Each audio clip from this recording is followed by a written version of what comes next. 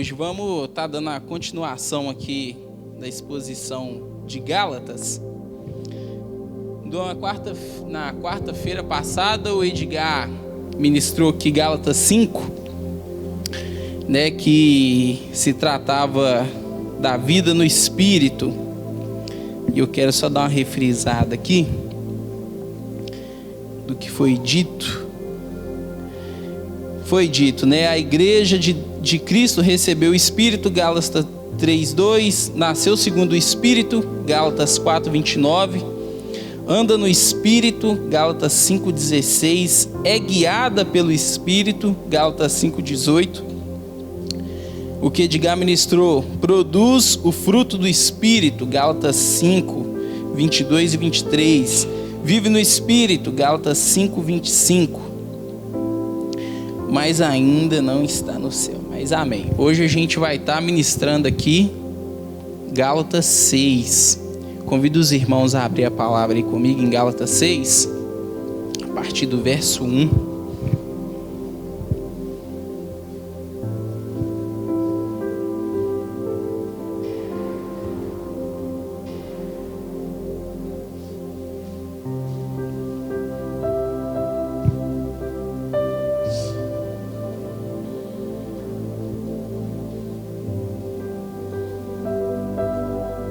Quem achou? Célula, glória a Deus. Gálatas 6:1 diz assim: Irmãos, se alguém for surpreendido em algum pecado, vocês que são espirituais deverão restaurá-lo com mansidão.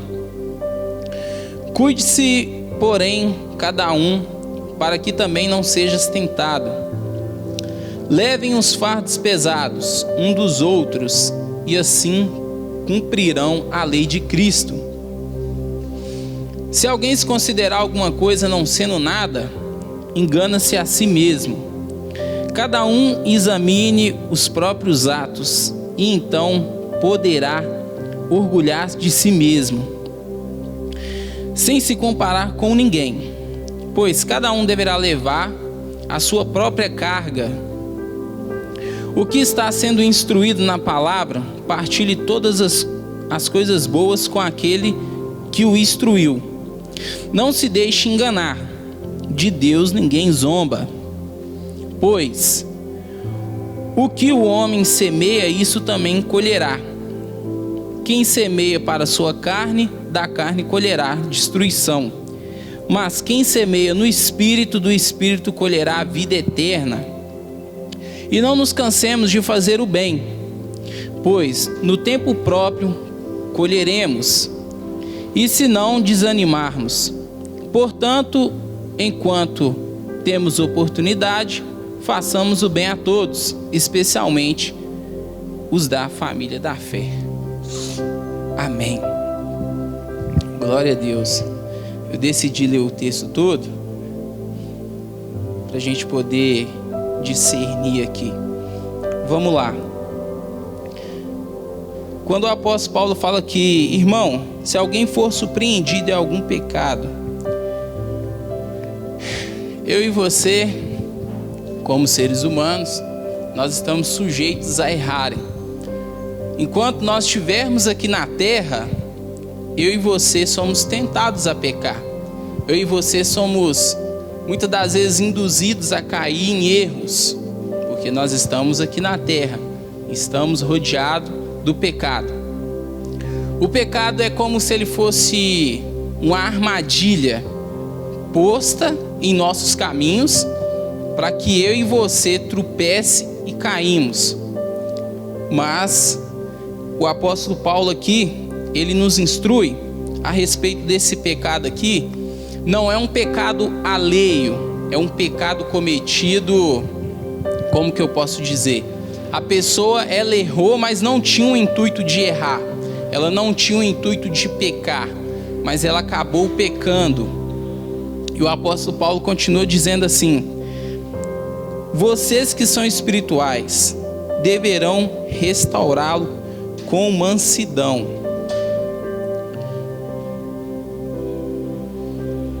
O interessante é que Paulo ele diz assim: vós que sois espirituais deverão. Mas quem que são esses espirituais? Quem que são essas pessoas espirituais para restaurar? O título, inclusive eu até esqueci de dizer aqui: façamos o bem a todos, ou na sua alguma versão pode estar: a igreja é um hospital da fé, entre algumas coisas assim.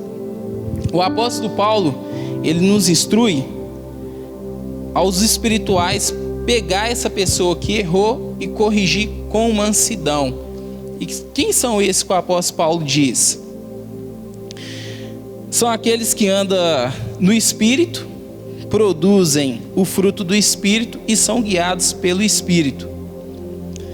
Essas pessoas que trazem ali aquela pessoa que caiu, trazem ela a disciplina, o aconselhamento, para aquela pessoa ser instruída.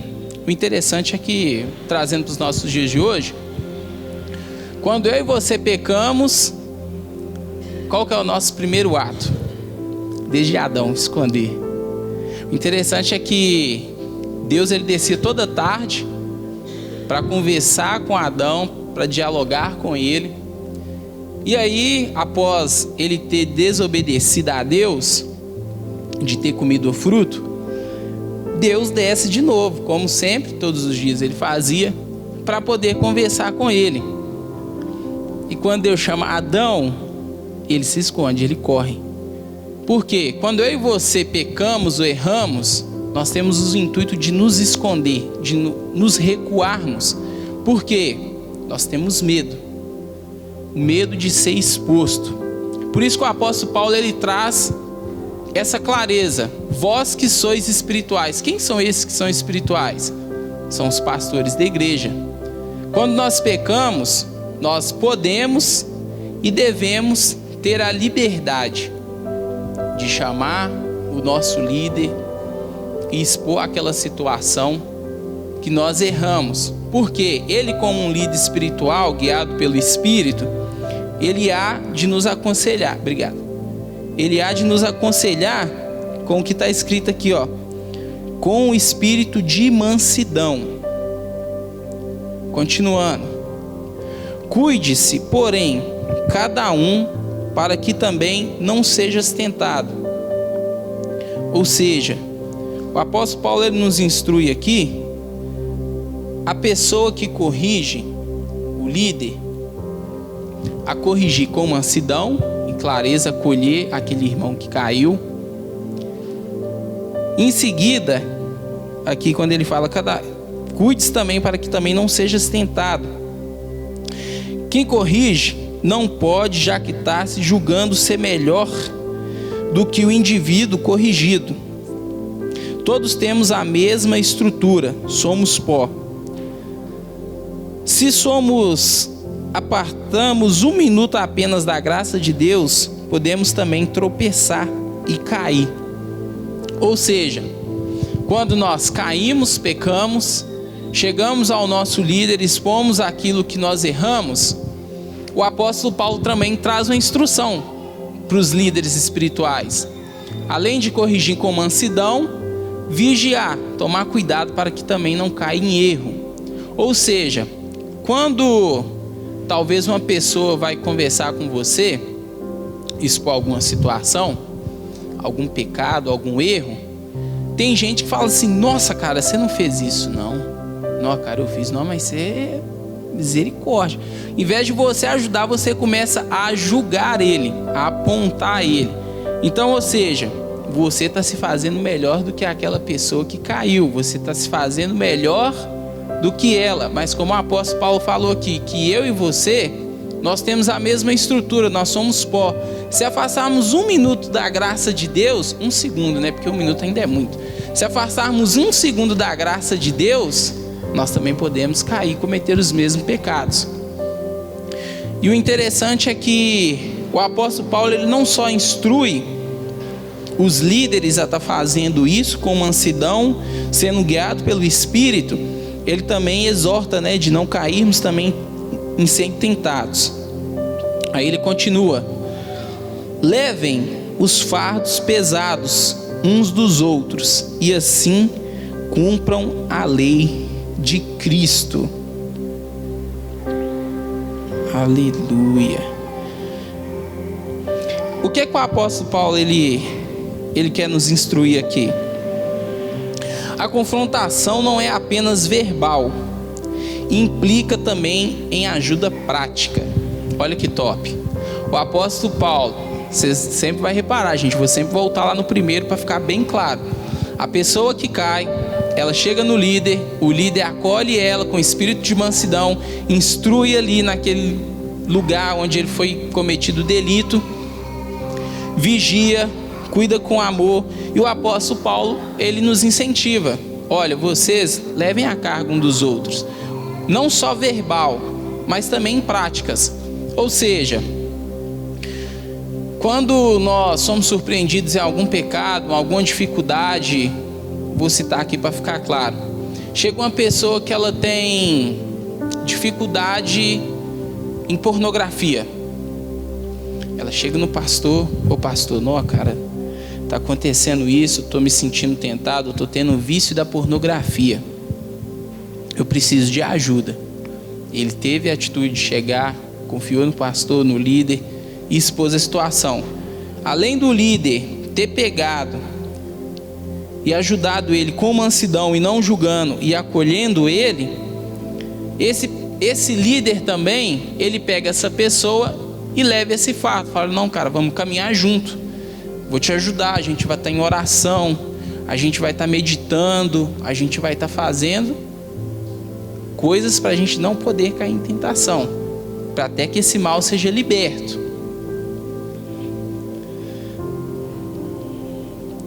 O apóstolo Paulo nos exorta a levar a carga um dos outros. A dor do nosso irmão deve doer também em nós.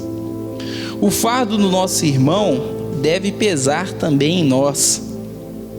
Cada um deve pôr o seu ombro debaixo da carga daquele irmão que está gemendo. Essas cargas precisam ser carregadas coletivamente. Ou seja, quando eu e você necessitamos de uma ajuda espiritual, nós pedimos e confiamos. Opa, tá chegando, gente? É só eu que estou ouvindo isso aí. Amém. Quando eu e você precisamos de ajuda, o nosso líder está ali, pronto a nos ajudar. Então, ou seja, acho que eu estou falando muito perto, né? Tá dando para ouvir, gente? Misericórdia, Virgínia. Quando eu e você precisamos de estar ali, ter um apoio espiritual, o nosso líder, o nosso pastor, nós podemos contar com ele, e ele nos ajuda a levar essa carga. Quando o apóstolo Paulo ele fala: levai a carga um dos outros, assim cumprirei a lei de Cristo, ele não fala só no sentido verbal, ele fala no sentido literal, e também não fica só no pecado. Olha que interessante, não fica só no erro. Esse ajudar a levar a carga também significa exemplo. A igreja aqui já fez muito isso, que eu já vi. Há um momento que você fica desempregado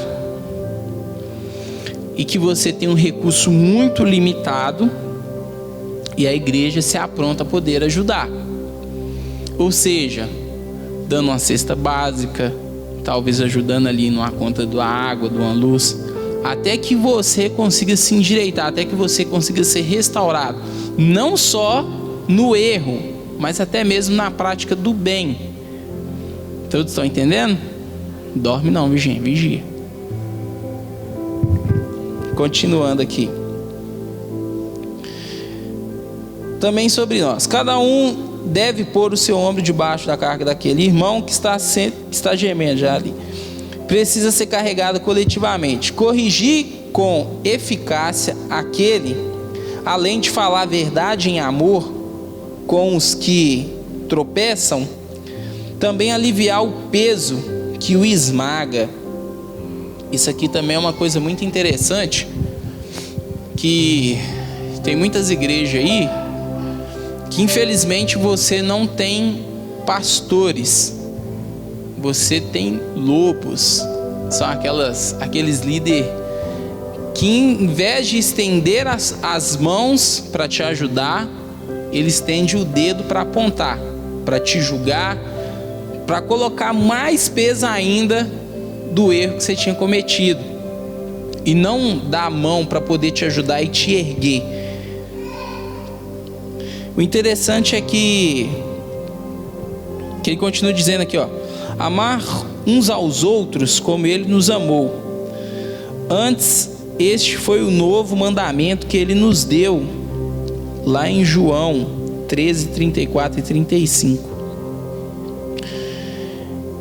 Assim como Paulo já havia declarado em Gálatas 5,14, amar o próximo é cumprir a lei.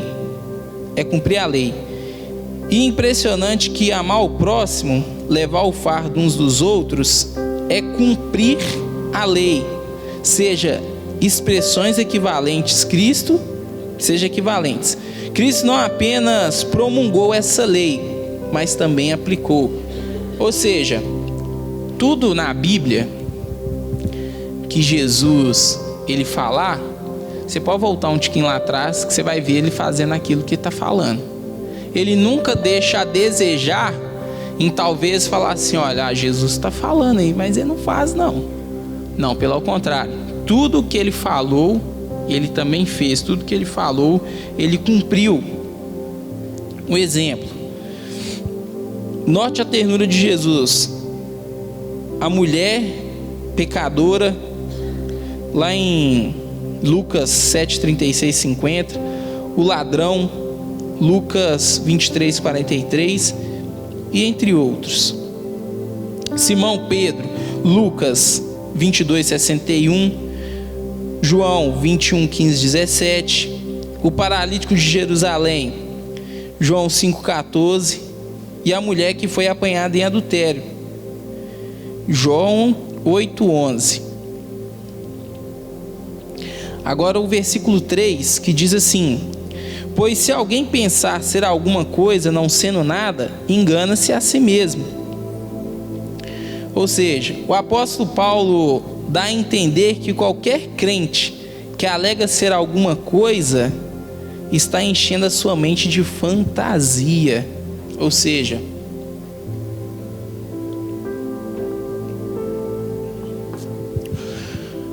vamos voltar lá naquele falso líder, que ele é mais para lobo do que para pastor. Ele fala assim: não, irmão, pode desabafar comigo, que eu sou isso, eu sou aquilo, eu sou aquilo, aquilo outro. Começa a se rotular e se vangloriar. Ou seja, quando voltamos lá com espírito de mansidão e não de julgamento, o apóstolo Paulo está falando assim: vós que sois espirituais, ou seja, desça ao mesmo nível, tenha discernimento para não ser tentado e cair também ao pecado, mas tenha cuidado, seja humilde o suficiente e se iguale ao nível daquele pecador. Porque muitas das vezes a gente tem receio de chegar no nosso líder, no nosso pastor, de falar assim: não, nossa, será que vai me julgar? O cara prega muito, fala para não fazer isso, eu acabei errando nisso. E aí? O apóstolo Paulo fala sobre isso. E se alguém julga ser alguma coisa, esse não é nada, é só fantasia da sua mente. Por isso, um dos grandes perigos do confronto aos que tropeçam é dirigir-nos a eles com um ar de arrogância, arrotando nossa pretensa santidade. Ou seja, é o que eu falei: não, eu sou isso, eu sou aquilo, aquilo outro. Começa a se intitular com arrogância e não com humildade, não como Cristo ele fez conosco. Sempre, eu e você cristão, temos que entender que a nossa referência é Cristo. Sempre vai ser Cristo. E você pega Jesus, cara, ele lá com o Pai, com tudo na glória, ele sentado à direita do Pai, não lhe faltava nada, um se alegrava no outro, um era completo no outro. Jesus desceu de se encarnar, sermos igual eu e você. A diferença é que ele não pecou, mas ele se tornou carne. Ou seja, quando eu e você passamos uma dificuldade, nós olhamos e pensamos assim: nós, Jesus, você não sabe o que eu estou passando. Aí Jesus olha e fala assim: meu filho, eu sei, porque eu já fui homem também, já fui carne. Então, ou seja, como que eu e você poderíamos chegar a um Deus se Ele não soubesse o que a gente sentisse? Então é isso. E Ele nos ensinou a também ser assim. Quando alguém erra, quando alguém peca, você chega no seu amigo, talvez que você errou, é o que eu falei, não se limita a pecados, não se limita ao cargo também disso, de vida espiritual, mas se limita também a uma necessidade normal. E é isso, quando eu e você erramos, nós podemos ter essa humildade. Nós não devemos encher a nossa cabeça com fantasias que nós somos alguma coisa. O pastor pregou aqui um dia desses para trás aí, acho que foi até na quarta mesmo, que ele falou assim sobre perdão. Ah, mas foi ele que errou, ele que vai chegar e pedir perdão. Não, seja humilde. Ô fulano, você me perdoa. Aí o pastor deve falar lá, o bobão foi lá pedir perdão, estava certo, foi lá pedir perdão. Cara, isso é humildade. Isso sabe o que é? Identidade de Cristo Jesus na sua vida como cristão. Isso é a identidade de uma pessoa curada, de uma pessoa sarada. E você cumpriu isso aqui. Você se igualou, você não se exaltou. Não foi ele que errou, eu não vou lá não. Não, cara, mas Cristo não me ensinou assim. Cristo me ensinou que se me ferir uma face, eu ofereço a outra. Cristo me ensinou, se me obrigar a andar 1 milha, eu caminho 2 com Ele. Essa é a identidade de Cristo. Nós encontramos isso aqui. O apóstolo Paulo também enfatiza isso daqui. Para que eu e você não sejamos pessoas arrogantes e venhamos vomitar, rotar a nossa pretexta santidade. Nada é mais contrário à santidade do que o orgulho. O legalista tende a degrenir a imagem dos outros só para melhorar a própria imagem. Cara, top. Vamos lá, vamos traduzir. É a mesma coisa de você pegar, falei isso lá na célula, uns dias atrás. Você já reparou que tem gente que fala assim: nó, cara, eu pequei diante de Deus, eu estava falando mal do irmão, não vigiei. Ah, mas fulano lá da igreja fez errado e roubou. Aí eu tô tranquilo diante de Deus. Ou seja, ele compara uma pessoa, o pecado de uma pessoa, com o que ele cometeu. E ele fala assim: não, que isso, esse meu pecado diante de Deus, aquela pessoa, o meu foi muito pequeno. Então, ou seja, ela se acha melhor do que aquela pessoa. E nós não somos melhores do que ninguém. Como o apóstolo Paulo falou, que eu e você somos feitos da mesma estrutura. Nós somos pó. Eu e você somos pó. Continuando. Jesus desmascarou os fariseus que queriam apedrejar a mulher apanhada em adultério, sendo eles também culpados.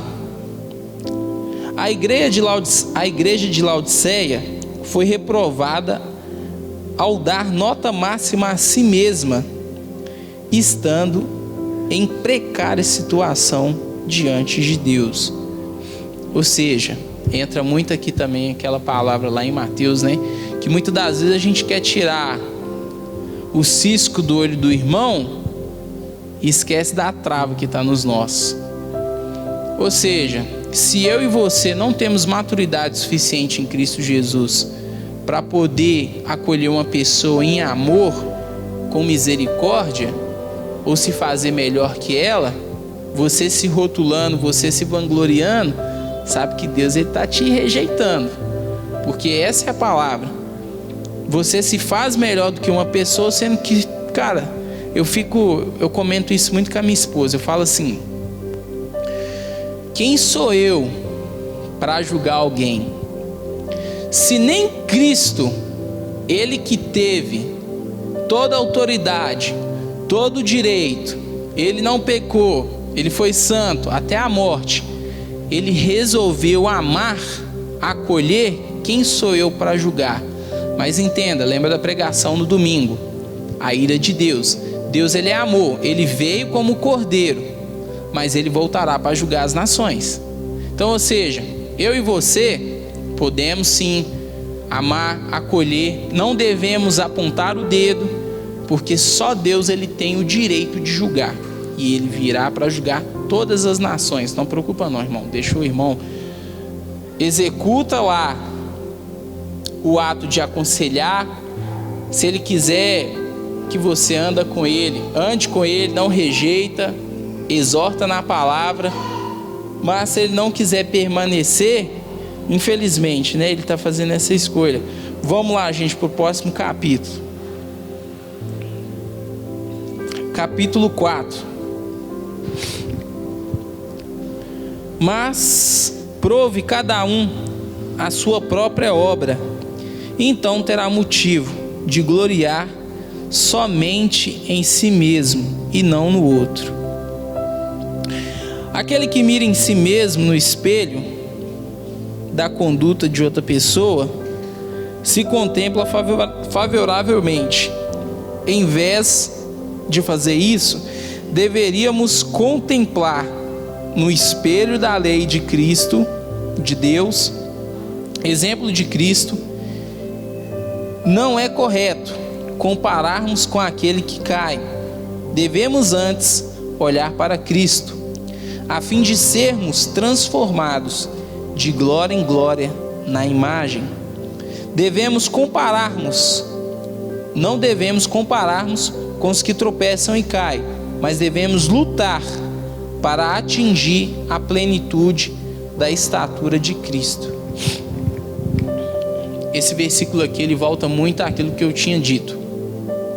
Para podermos não comparar com aquele que caiu e se gloriar diante do erro dele. Mas aqui o apóstolo Paulo, ele nos incita assim, olha, se você quer gloriar em si mesmo, olha para Cristo. Coloca um espelho diante de você, e que eu e você necessitamos de ser mudado de glória em glória.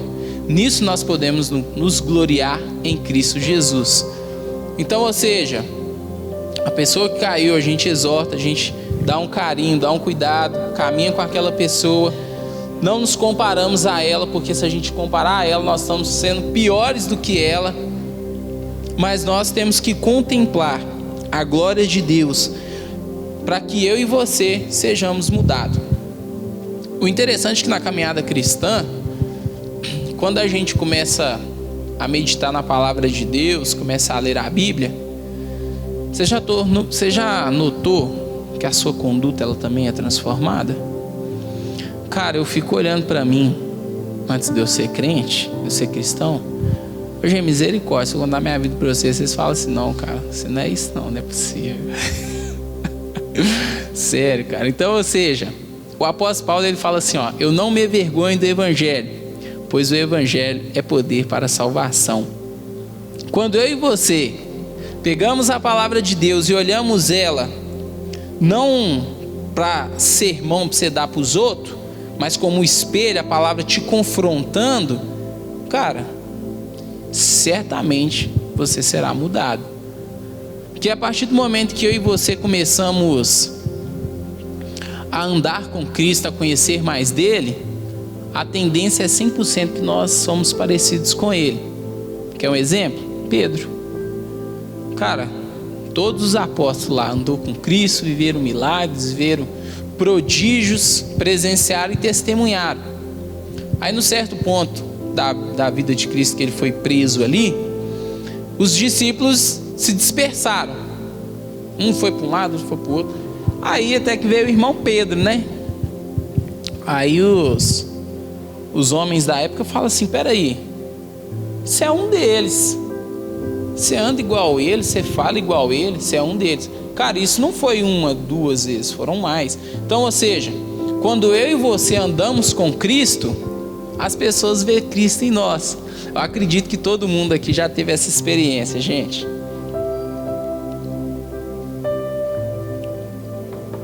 Sabe aquela pessoa que fala assim, nossa, cara, eu vejo paz no seu olhar, ô glória.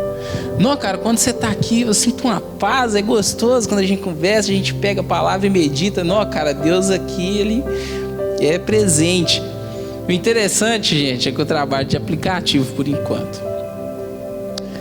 E Muita gente entrou no carro e falou assim: nossa, cara, que paz que tá aqui dentro desse carro. Você é cristão?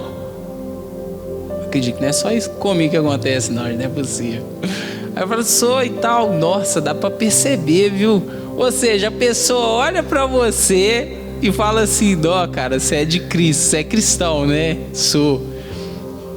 Ô, gente, é top demais. Eu posso ler um negócio aqui rapidinho? Um passageiro, gente, ele comentou assim, lá na Uber: olha que top, isso aqui é da prática. Olha o que ele comentou aqui. Deixa eu abrir o aplicativo aqui rapidinho. Ele comentou assim, ó. Achei. Uma pessoa muito humilde, carismática, 5 estrelas não pela corrida, mas sim pela sua vontade, engajamento e boa prosa. Aí até mandou um embaixo assim: cabuloso.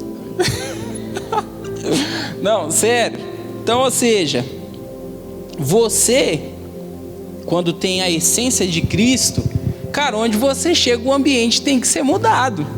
Por quê? Você está carregando a glória de Deus. Antigamente, no Antigo Testamento, a presença de Deus era dentro de uma arca, no tabernáculo.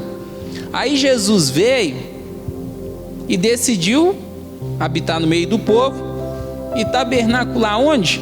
No povo, ou seja, em mim e em você. Nós carregamos o Espírito de Deus. Eu e você carregamos também a presença, a glória dele. E o interessante é que nós podemos colocar isso em prática. Eu mesmo, gente, eu já orei para vários passageiros dentro do carro. Vocês acreditam no trem desse? Tipo, já aconselhei. E o mais interessante é que isso você está cumprindo. Ide por todo mundo e pregar o evangelho. Então, ou seja, se tem uma pessoa enferma do seu lado, não, que dor de cabeça, meu amigo, você está carregando a presença de Cristo, você está carregando o Espírito Santo de Deus.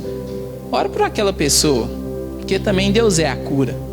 E eu acredito que Deus, ele pode curar também. Amém? Amém, gente. Vamos lá, vamos continuar. 5. E cada um levará o seu próprio fardo. Deixa eu só enfatizar isso aqui, gente, que lá no 2 ele fala assim: carregai o fardo. No 2 ou no 3? É no 2. Carregai o fardo um dos outros. Aí vira aqui no 5 e fala assim: porque cada um levará o seu próprio fardo. Paulo está usando o termo diferente. A palavra grega, que significa baro, carga, significa uma carga pesada ou um peso esmagador.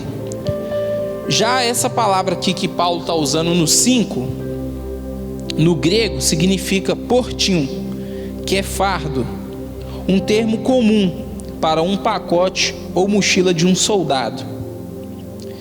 Ou seja, esse fardo que Paulo fala aqui, cada um levará o seu próprio fardo, é a respeito até mesmo de salvação. Mas vou dar um exemplo prático aqui para nós entendermos. É a mesma coisa de eu chegar, tá lá, o Edgar é meu vizinho. Você podia comprar casa lá do lado. O Edgar é meu vizinho. Aí eu tô levando o Miguel para a escola. Aí a gasolina do Edgar acabou. Normal. Daniel, você tem galão aí, traz um litro de gasolina. Mas amém. Não, Edgar, tô levando o Miguelzinho, cara, deixa a Cecília lá para você. Isso foi hoje que eu tô levando o Miguel, mas é responsabilidade dele como pai levar a Cecília para a escola. Entendeu aqui sobre cada um leva o seu próprio fardo? Ou seja, isso é individual, isso é comum. Tá dando para entender a palavra, gente? Não dorme não, ouve misericórdia. Amém. Vamos lá.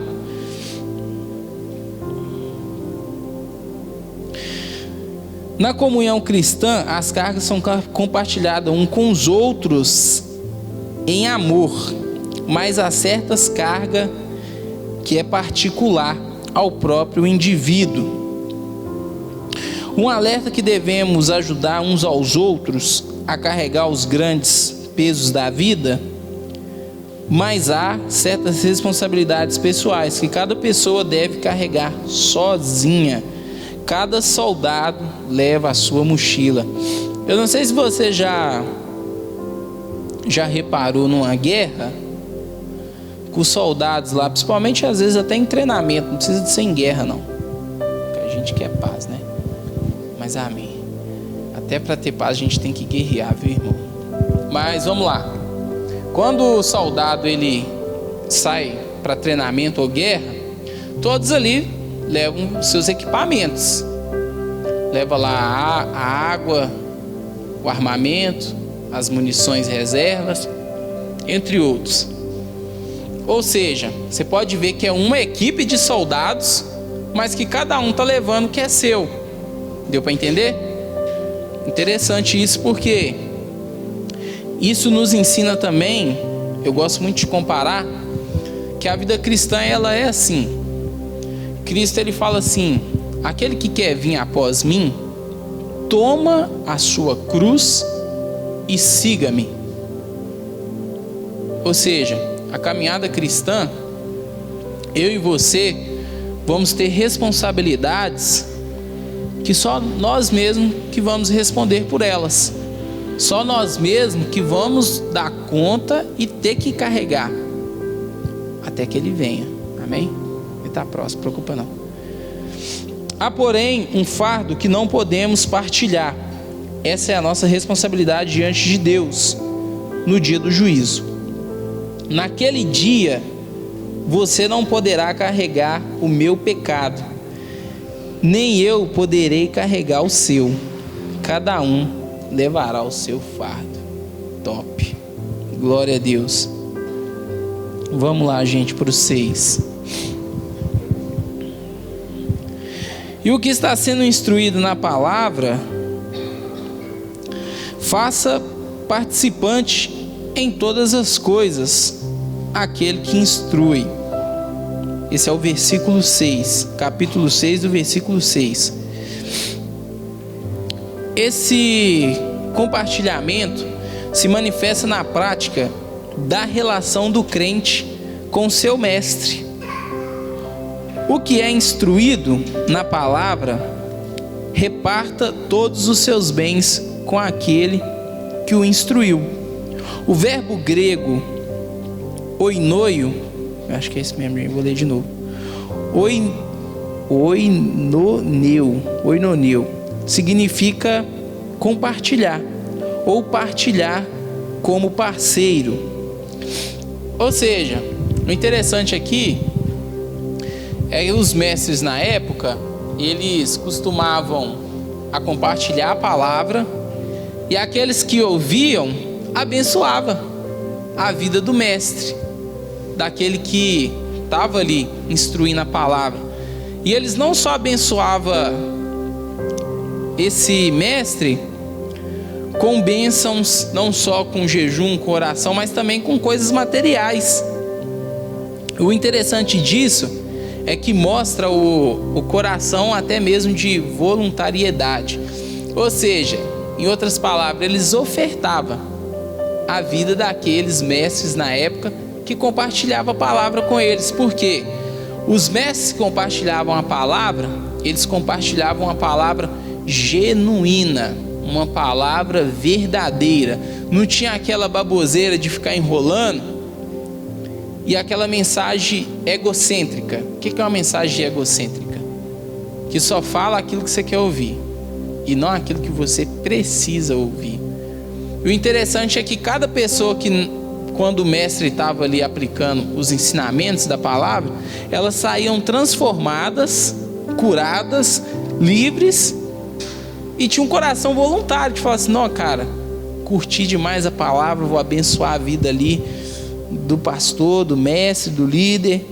E isso que quer dizer aqui: o homem da fé, tendo sido instruído no evangelho por seu mestre, tinha a obrigação de compartilhar com ele todos os seus bens. A interpretação é que significa primariamente sustento material e financeiro. Eles tinham de compartilhar todas as posses em troca de que havia recebido. Aí eu peço que vocês abrem lá em Romanos para vocês entenderem isso aqui. Romanos 15, 27. Romanos 15, 27.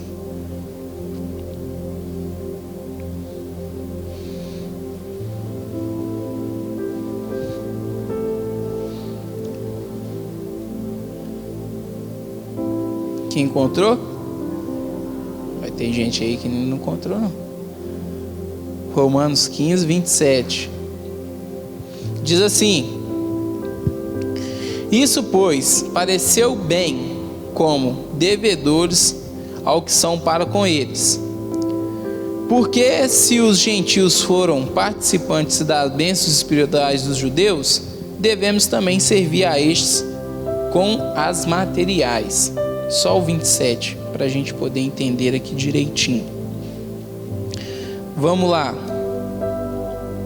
Próximo, o 7. O 7 diz assim: não vos enganeis,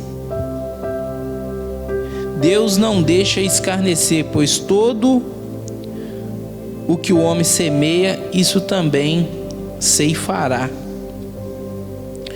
O contexto mostra que Paulo ainda está tratando do sustento do ministério fiéis da palavra.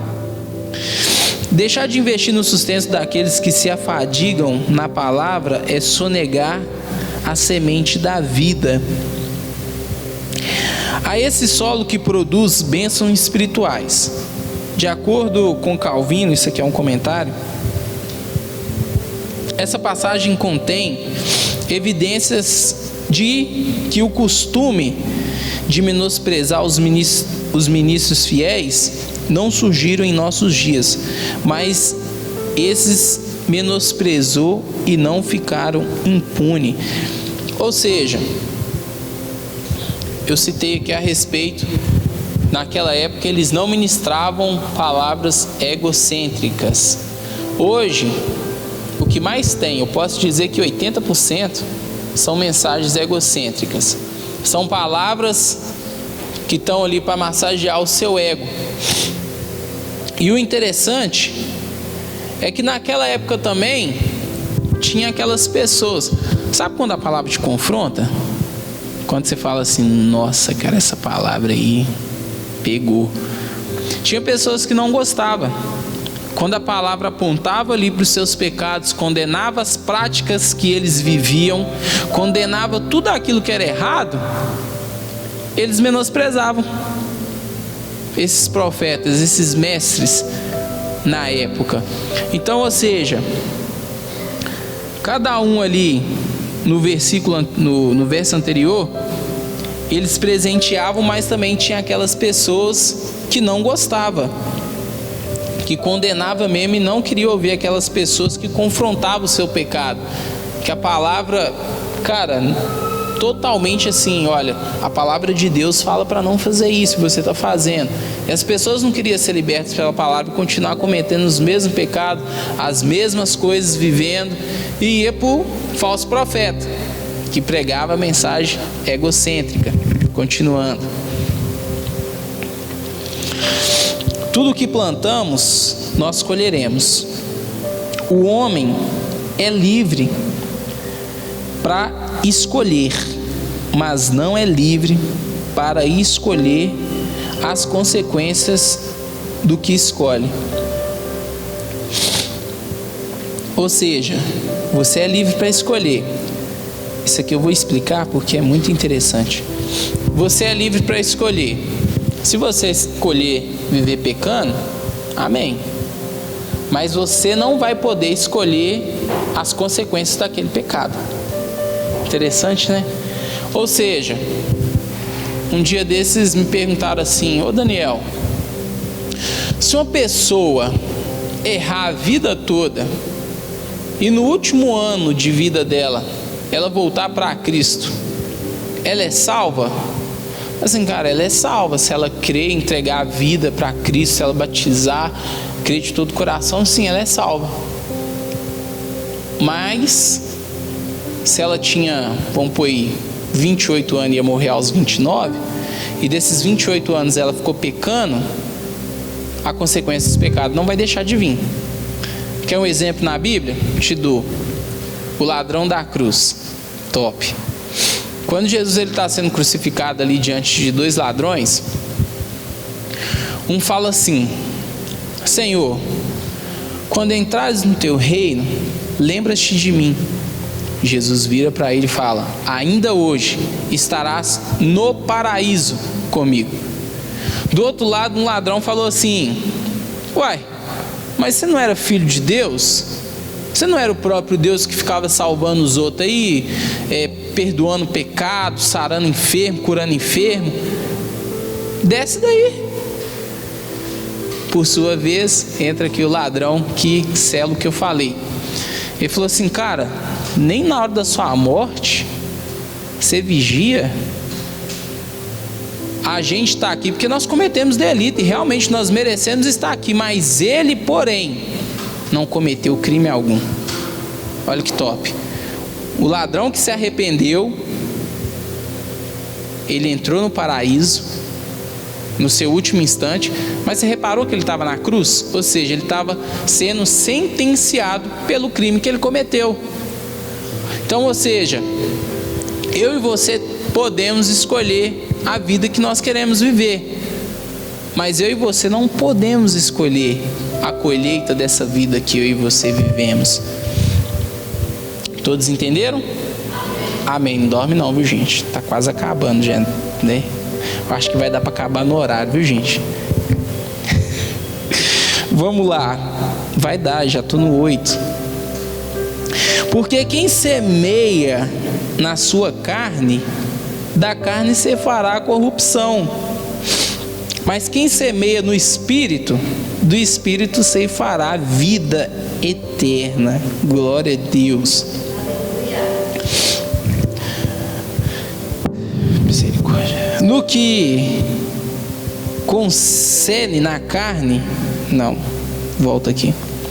No que concerne as coisas espirituais, só há duas semeaduras: semeamos para a carne ou para o espírito.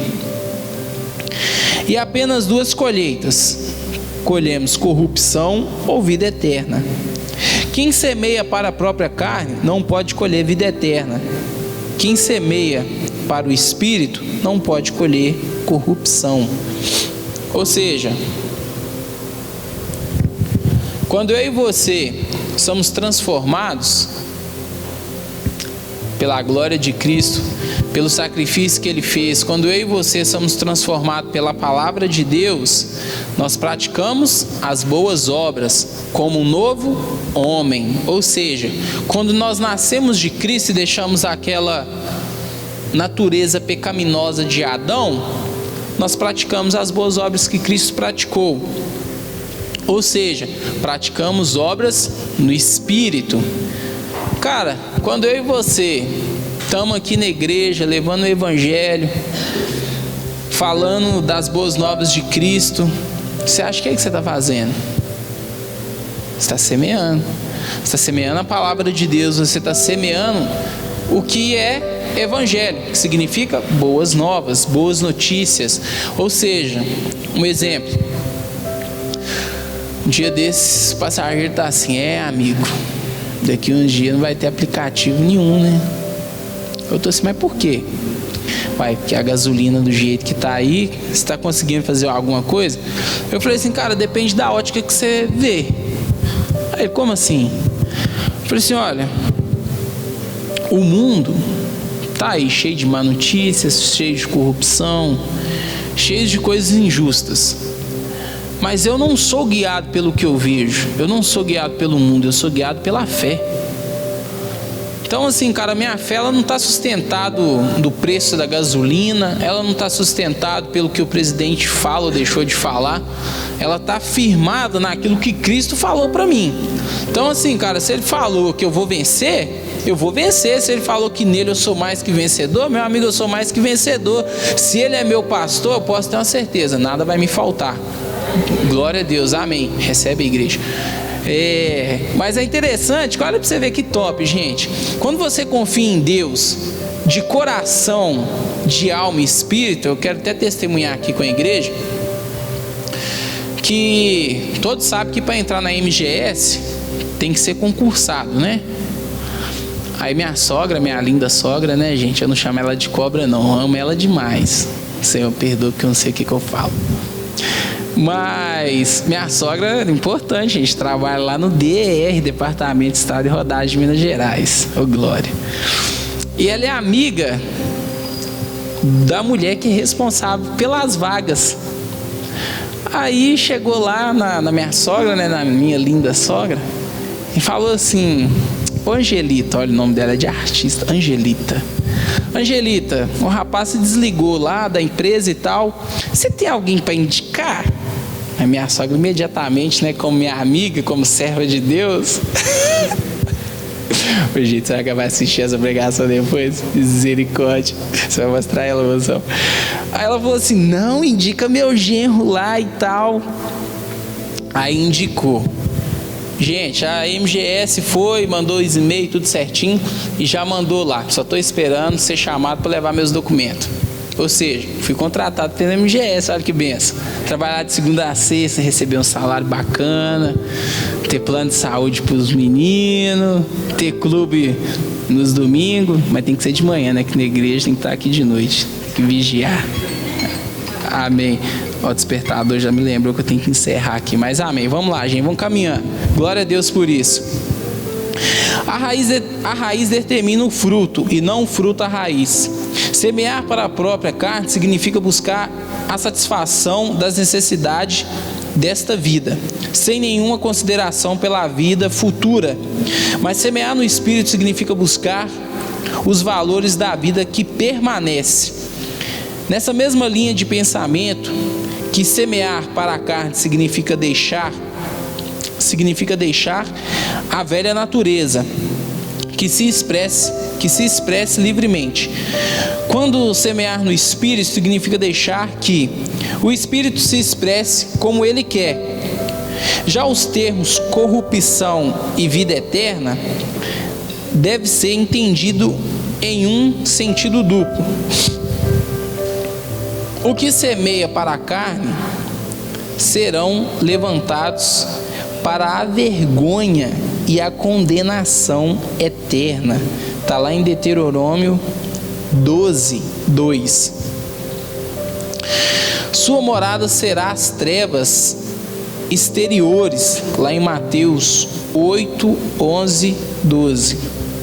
Entretanto, aquele que semeia para o Espírito resplandecerão como a luz e o firmamento, como as estrelas eternamente. Podemos nos alegrar nisso, né, gente? Eu e você seremos resplandecedores igual as estrelas do céu e eternamente. Vamos lá, gente, verso 9. E não nos cansemos de fazer o bem, porque ao seu tempo ceifaremos, se não movermos desfalecidos. Não é apenas o pecado que cansa. Fazer o bem também pode produzir cansaço. Nem sempre praticar o bem traz recompensas imediatas. Nem sempre quem recebe o bem reconhece. Sabe aquela pessoa assim, gente, que você faz o bem para ela e ela não tá nem aí? Sabe aquela pessoa que você tanto faz: não, cara, não faz isso não, tá errado, isso aí não agrada de Deus não. E você tá lá e a pessoa não quer saber não e tal. Isso também cansa. Sabe, ô gente, acho que vida de pastor não é fácil não, né? Você pega as ovelhas com cajado, pega pelo pescoço e traz para o aprisco. Aquela mesma ovelha arrebenta a cerca forte, você vai lá e busca ela de novo. E assim várias vezes. Ou seja, isso cansa. Isso cansa. Cara, fazer o bem também cansa. Mas vamos lá.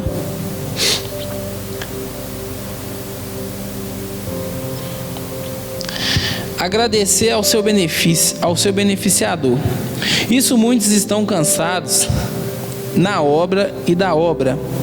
Neste mundo, aos que fazem o mal, os que pagam o bem com o mal, e os que pagam o bem com bem e o mal com o mal. Mas nós devemos fazer o bem, pagar o mal com o bem e jamais nos cansarmos de fazer o bem. Paulo nos instruiu a não nos cansarmos de ajudar ao nosso próximo, de praticar boas ações e de exercer generosidade. Pois o vasto número de necessitados que nos sucumbe, ou seja, que nos rodeia, é os pedidos que se acumulam sobre nós, vindo de todos os lados, exageram a nossa paciência, porque ao seu tempo ceifaremos e não desfaleceremos. As semeaduras muitas vezes é feita com lágrimas, mas a colheita é certa, segura e jubilosa, lá em Salmo 126. Ou seja, há certas coisas que eu e você fazemos para o nosso próximo, que nós não vamos ver recompensa, que nós muitas das vezes vamos nos fadigar, mas nós temos que entender o seguinte, que tudo que você planta você colhe, isso é um fato, seja você crente, seja você ateu, seja você do Big Bang, cara, tudo que você planta você colhe, é uma coisa certa. E o bem também é assim, todo bem que nós plantamos, nós também vamos colher, ainda que eu e você não colhemos, mas os nossos filhos colherão. Então, ou seja, ela não vai deixar de vir. Vamos lá. E para finalizar, o 10. Então, enquanto temos oportunidade, fazemos o bem a todos, mas principalmente aos domésticos da fé. Devemos fazer o bem sempre que tivermos oportunidade. Não podemos ser omissos, como o sacerdote e o levita, que passaram em largos passos diante do drama de um homem caído à beira do caminho. A necessidade do próximo é a oportunidade escancarada diante dos nossos olhos de praticar o bem. Devemos fazer o bem a todos e não apenas aos seletos. Não devemos existir barreiras éticas, culturais, nem religiosas para praticar o bem ao nosso próximo. Ou seja, ajudar quem faz bem é muito fácil, né? Mas ajudar que cara que pisa no seu carro, fica matutando você, querendo tirar você do espírito, esse aí é difícil praticar o bem. Mas o apóstolo Paulo, gente, ele nos ensina o seguinte, que nós não devemos ter isso no nosso coração. A gente devemos praticar o bem, a generosidade, independente da cultura, independente da religião, independente de qualquer coisa. Ou seja, o apóstolo Paulo, ele está desfocando a crença, desfocando se a pessoa é pecadora ou não. Ele está pedindo para ser igual a Cristo. Ou seja, praticar o bem, cara, mesmo sem merecer. Então, tipo assim, se você vê que a pessoa deixou um dinheiro cair ali, você fala, ó, amigo, seu dinheiro caiu aqui, ó. Isso aí você praticou uma boa ação. Se você viu que a velhinha está querendo atravessar o sinal lá na Praça 7, você pode falar assim, ó, vou te ajudar, cuidado aqui com o degrau. Você pega na mão dela e atravessa ela. Ou se você é motorista de aplicativo, você pode também esperar, né, ligar o pisca-alerta lá e tal, ter a paciência de Jó. Mas, ou seja, o importante é que eu e você façamos o bem a todos, sem exceção. O alcance, devemos fazer, já li. A prioridade. Devemos fazer o bem a todos, mas a prioridade é assistir os da família da fé. A nossa maior prioridade é nossa família, pois aquele que não cuida da sua família é pior do que os incrédulos. 1 Timóteo 5,8. Depois devemos cuidar dos domésticos da fé,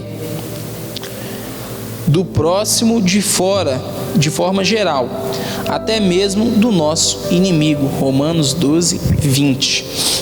Ou seja, ele acaba concluindo isso, que eu e você deveríamos fazer o bem, principalmente a nossa família. A nossa família é prioridade. Se nós não cuidarmos da nossa família, eu não sou capacitado de talvez de cuidar alguém de lá de fora. Ou seja, se você não está dando conta nem de você, você quer ajudar os outros. Então, primeiro, organiza a sua casa. Quando tudo estiver certo lá, estende a mão para quem está lá fora. Amém? Quantos foram abençoados com a palavra aí hoje? Se coloque de pé, aplauda ao Senhor e vamos fazer uma oração aqui breve.